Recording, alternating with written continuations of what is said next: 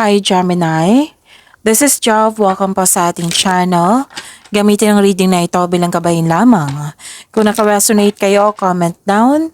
Tandaan, ito ay general reading. Kunin nyo lang po kung ano ang naka-resonate sa iyo. This is for you, Gemini.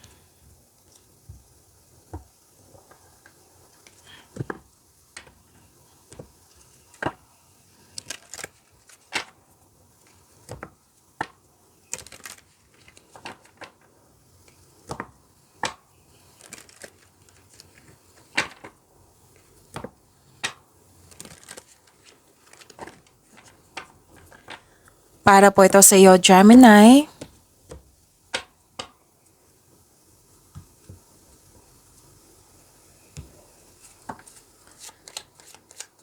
Maraming salamat po sa inyong patuloy na suporta, sa mga nag-donate, sa mga hindi nag-skip ng ads, maraming salamat po. Sa mga hindi pa nag-subscribe, subscribe na po kayo at click bell notification para malaman nyo na may bago tayong video. Para sa mga gustong magpa-reading, comment po kayo ng personal reading. Again, comment kayo ng personal reading and check my reply sa comments section.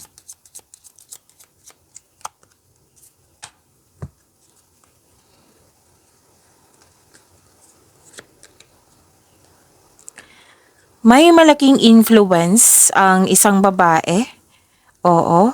At may nakita rin akong new beginning dito. May nakita akong concern sa immature na tao. May nakita ako ditong humihingi ng attention sa iyo na isang bata or pwede dang inner child mo ito. May bagong simula dito sa connection sa isang tao. Pwedeng bagong pasok to sa relasyon. Or pwede din bagong pasok sa trabaho. Or kakasimula lang sa isang bagay. Oo. Bagong pasok. Yan yung nakikita ko. At may usapin tungkol sa education, teacher, student.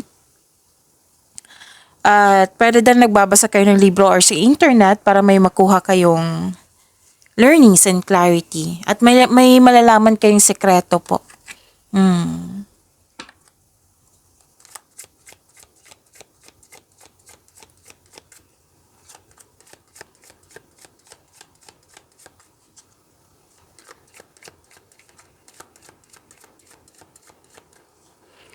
Energy po ni Gemini.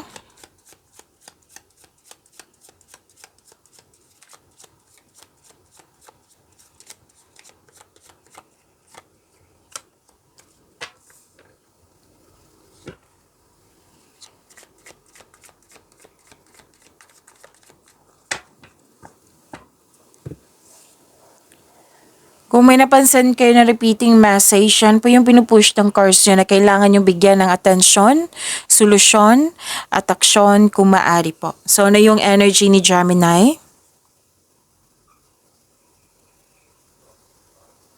Ang ganda. Kasi this is long-term abundance and steady progress. Kayo po ay humahanga sa pagsisikap sa araw. Yung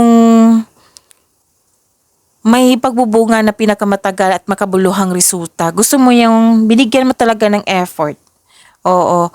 Gusto mong makamtan yung gusto mo sa buhay na binigyan mo siya ng effort. Yung ginamit mo talaga yung talino mo, yung talent mo. Yan. Ayaw mo sa panandalian na pagyaman. Ayaw mo sa shortcut. Gusto mo pinagsikapan mo sa araw-araw. Oo. Yan, kumbaga, worth it. Kumbaga, worthy sa iyo kung binigyan mo talaga siya ng aksyon, binigyan mo siya ng effort, talagang nagbigay ka ng focus dyan, yan. So, you are into sa pagbubunga ng pinakamatagal at may makabuluhang resulta. Magbuo po daw kayo ng konkretong plano, Gemini, para maiwasan yung pagka-burnout. Kasi nakikita ko dito marami kang gawain, maraming tatapusin. Pwedeng may umaasa sa inyong, like for example, service ito, may umaasa, di ba? Oo. So, kailangan nito ng konkretong plano. Pwede din time management to kasi Ramdam ko na parang may naghihintay. May naghihintay sa inyong aksyon. Yan. At, konkretong plano ay kailangan para magtagumpay ito. Actually, daily routine yung sinabi dito eh. Okay? Pwedeng time management pa dyan. Oo. Okay. At, sa connection mo sa isang tao, nag-build kayo ng trust and stability. Ayaw nyo ng away. And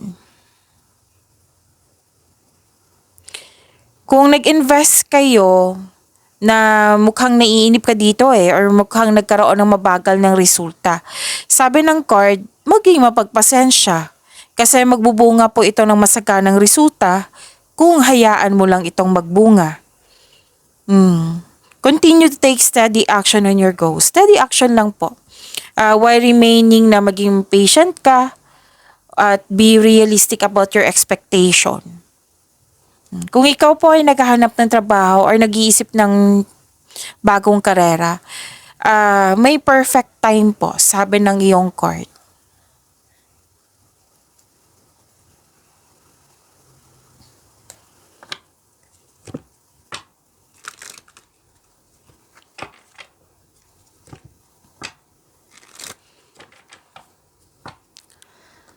So may makilala kang mabubuting tao. Masaya ka kasi nagkaroon ka ng tapat na kaibigan or kasamahan. Pwede din na may bata dito or younger person sa buhay mo. Pwede din ikaw po ito na merong plano sa buhay, like susuportahan mo siya. Oo, sa layunin niya sa buhay. Pwedeng sa pag-aaral, sa trabaho na gusto niya. Basta isang tao na tutulungan mo siya. Pwedeng, 'di ba, nag-uusap kayo tapos may balak or ginawa mo na yung tinulungan mo itong taong ito para makamit niya yung layunin sa buhay nga. At makaka-receive kayo ng good news. Oo. Nakikita ko naman dito masaya kayo at stable. Oo. May job offer nga akong nakikita dito or opportunity, any kind of opportunity na magiging excited ka. Kasi alam na alam mo yung gagawin mo regarding to sa passion mo, naka-align sa passion mo, kaya excited ka. And yung sabi ko sa inyo kanina, sa dalawang card na ito na sobrang busy mo. Yun nga, kailangan ng time management. Konkretong plano. Okay? Kasi yung sinabi ko kanina na may umaasa. Like for example, service ito. Hinihintay niya yung service nyo. Pwedeng may deadline yan. Pwedeng nag-promise ka sa isang expected date na nag-expect yung taong yon. So, just make sure you can deliver on your promises. Okay? Time management po ay kailangan kasi dalawang card mismo nagsabi dito, marami kayong ginagawa. So, iwas din yan, time management, konkretong plano, iwas burnout kasi yan eh. Okay?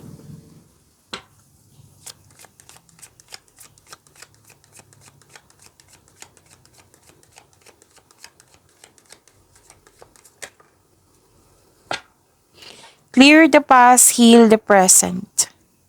Okay?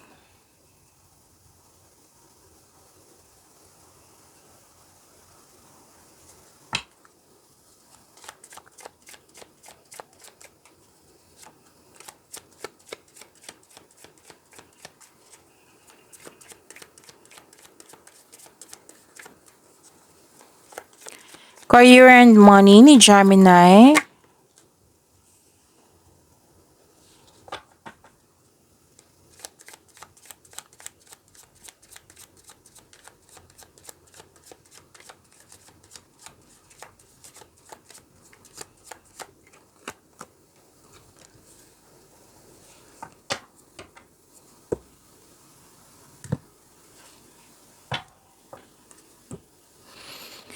Okay, sa career and money nyo po, Gemini. Growth and expansion. Wow, ang ganda naman ito. Lahat ng signs gusto nito, Gemini, nasa iyo. Growth and expansion. Pwedeng collaboration din ito, Gemini. may magaganap na collaboration, meron din na hired kayo as dagdag empleyado, or pwede din kayo ay negosyante na nag-hired ka ng additional na empleyado due to increased profits. Okay? May magaganap na business travel, or di kaya'y kasi may sinasabi sa akin ngayon, pwedeng kliyente to, customer, na pwedeng kliyente, customer na galing sa malayong lugar or abroad. O, may nagsabi kasi sa akin ngayon, or pwedeng literal na business travel ito. Or so, pwede din employer mo sa malayong lugar or sa abroad. Pwede din yung sinabi ko kanina sa inyo na kliyente nyo, customer nyo na galing abroad na nag-expect ng service nyo. Yan. So, yan yung nakikita ko. So, busy pa rin. 3 card na nakikita ko dito na busy kayo. Sabi ng card, makikita mo na mga bunga na yung pagsisikap, ngunit maging mapagmasid. Kung may plano ka na, this is a time na gawin mo na ngayon. Kasi nakita ko dito, gumagawa ka ng aksyon para sa matagal mo ng plano for your growth. Okay? So, may posibilidad talaga na maglakbay kayo. Or ituloy mo na yung matagal mo ng plano para mag-abroad. Or kung nasa abroad ka na, pwedeng may transaction ka din sa malayong lugar. Okay? Kasi may nakita ko dito pwedeng nagpapadala ka ng pera sa Pilipinas. Basta may transaction dito, pwedeng negotiation sa malayong lugar. Pwedeng abroad to or malayong lugar lang po. Parating sinasabi ko na malayong lugar. Pasensya na po. Okay. So, be flexible. Okay? Be flexible. Kasi nga, busy. Busy si Gemini. At nakikita ko dito, nagkaroon po ng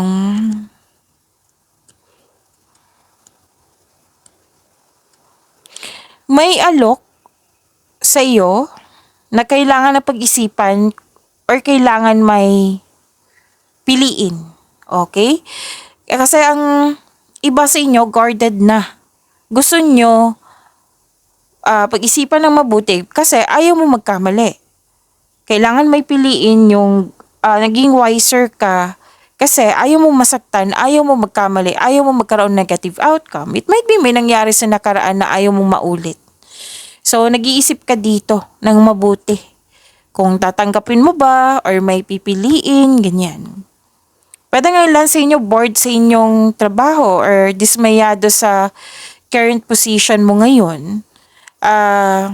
This card tells you na kailangan mo labanan yung nararamdaman mo. Alalahanin mo yung inspiration mo sa buhay para ma-motivate po kayo. Kailangan maging willing kang mag-move on. Okay? Kasi nakikita ko dito pwedeng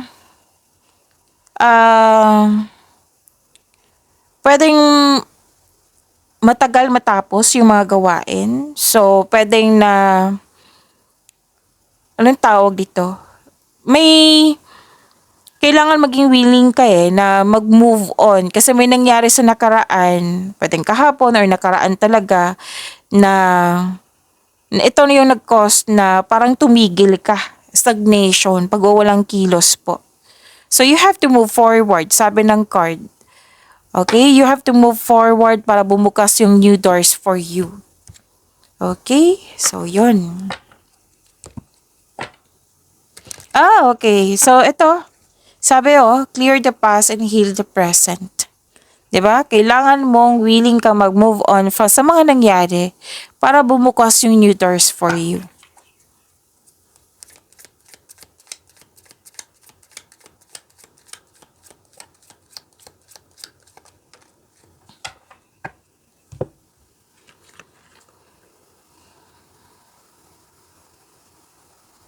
Okay, this card asks you na pwedeng may unexpected na gagastahin. Kailangan po ng dito, control and monitor your money. Okay? Kasi mukhang may ano dito eh, may kailangan igasta. Pwedeng needs ito. Okay? Pwedeng need na kailangan talaga. Tackle things in advance and prepare for the unexpected. Okay?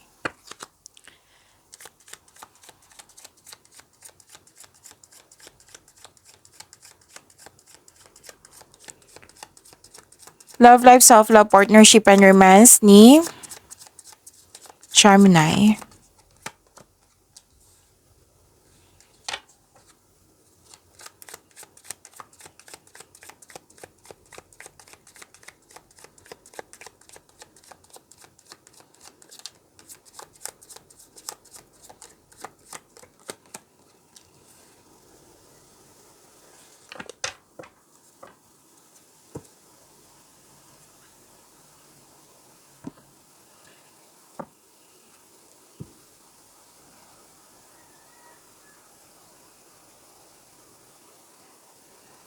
Okay, this is wealth, nagkaroon ng time sa family, inheritance, completion of cycle.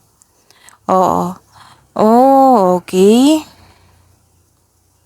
Makakatanggap ka ng mana, pensyon or retirement or masaganang ani ng buhay. Nag-spend time ka sa grupo ng tao dito and I believe this is your family. Nag-save ka para sa iyo sarili, nag-save ka para sa kanila, nag-save ka para sa isang specific person. At sa mga single dito, papasok lang kayo or interesado ka lang magkaroon ng relasyon kung ito ay seryoso sa buhay. Tama nga naman. Oo. And this card is a sign na ipakilala mo na yung partner mo sa grupo ng tao. So may gusto mo magkaroon ng bibili ka ng property. Isa sa dahilan na mag-iipon kayo, bibili ka ng property. Tapos, full support yung grupo ng tao, yung family, pwedeng family niyo po ito. Oo, tapos maghingi kayo ng payo sa taong nirerespeto niyo na mas matanda pa sa iyo or wiser pa sa iyo. Okay?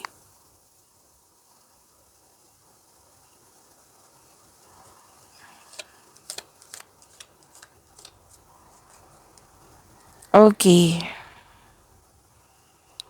May dito pwedeng sa partner nyo to, sa ex nyo po, pwedeng sa malapit na tao sa inyo. Kasi you are walking away. You are moving on. Pwede din na hindi kailangan na lumipat. Pwedeng nag-move on na lang kayo. Oo. Pero itong moving on na ito, sabi ng card, bigyan nyo ng solusyon. Kasi minsan, di ba, pag may concern, tapos move on na lang. So, kailangan bigyan ng attention kung maaari po para hindi na siya maulit, kumbaga. Or pwede mo siyang ipaalam na may concern ka sa ganyan. Oo. Kasi may dito nagkaroon ng unhealthy connection. Oo. Pwedeng naalala nyo to na nangyari na to sa nakaraan, pwedeng mangyayari din ngayon. Okay? So, pwedeng, yun nga, umiwas ka para hindi na, kumbaga, umiwas ka for growth. Ayaw mo sa toxicity. Yan yung nakikita ko dito, Gemini. Pwedeng naging controlling person. I think this is nangyari na sa nakaraan. Pwedeng naalala nyo to, Gemini. Pwede din naman na mangyayari ngayon. Pero most likely, nangyari na to sa nakaraan. Kasi dalawang card mismo nagsabi dito, toxicity. Pwedeng naging lust over love. Lahat naman tayo dito, adult. So, lust is L-U-S-T, over love. Or nagkaroon nga ng controlling person. Pwede din na may concern kayo sa sobra sa trabaho. Pwedeng ang taong yon may concern sa iyo na sobra ka sa trabaho kasi busy ka dito eh. So, kailangan yung pag-usapan yan, kung sino man yan. Okay? Kasi may dito, kailangan ng freedom, kailangan ng recovery. Okay? Pero nakita ko naman dito na masusunod yung gusto mo. Kung plano mo, masusunod talaga. At kung ano man yung ginagawa mo dyan, may success akong nakikita dito.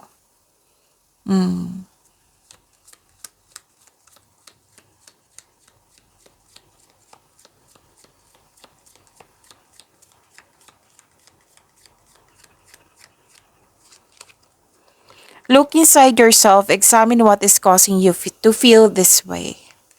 Pagyamanin niyo po yung blessings sa binigay sa inyo. Gemini, see you tomorrow. Maraming salamat po.